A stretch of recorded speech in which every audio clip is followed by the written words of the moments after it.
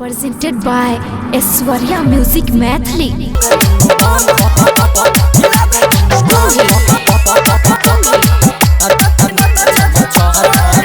आधी आधी रतिया एलियो परतिया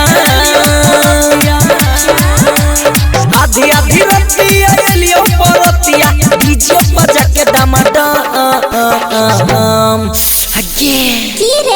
हिलाबे दोनों बम छोड़ी नाचे छमा छम हिलाबे दोनों बम छोड़ी नाचे छमा छम हिलाबे दोनों बम छोड़ी नाचे छमा छम आधी आधी रतिया एलियो परतिया हे गे आधी आधी रतिया एलियो परतिया डीजे बजा के छमा छम सुन गे हिलाबे दोनों बम छोड़ी नाचे छमा छम हिलाबे दोनों बम छोड़ी नाचे छमा छम हिलाबे दोनों बम छोड़ी नाचे छमा छम हिलाबे दोनों बम हिलाबे दोनों बम हिलाबे दोनों बम छोड़ी नाचे छमा छम DJ धनुराज नाचे छमा छम Recording राग रंग म्यूजिक। हाँ गम गम गम गम देहिया करता हूँ अब लगाई दियो सियंट के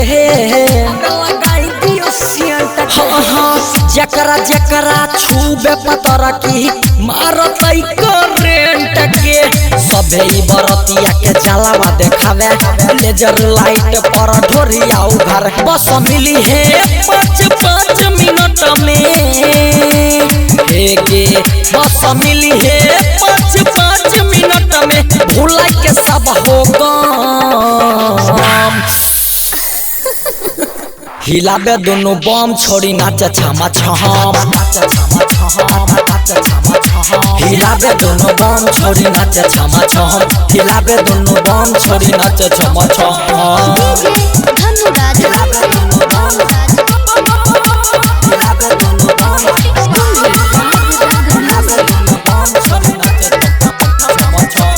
हाँ हाँ बीट पर बीट मिलाई के नचले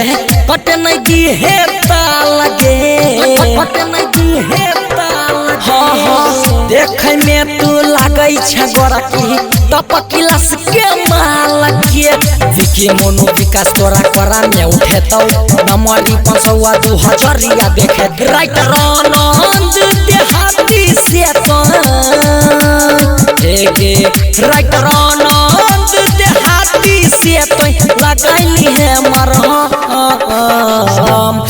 सुन गे लगाई ले हिलाबे दोनों बम छोड़ी नाचे छमा छम हिलाबे दोनों बम छोड़ी नाचे छमा छम हिलाबे दोनों बम छोड़ी नाचे छमा छम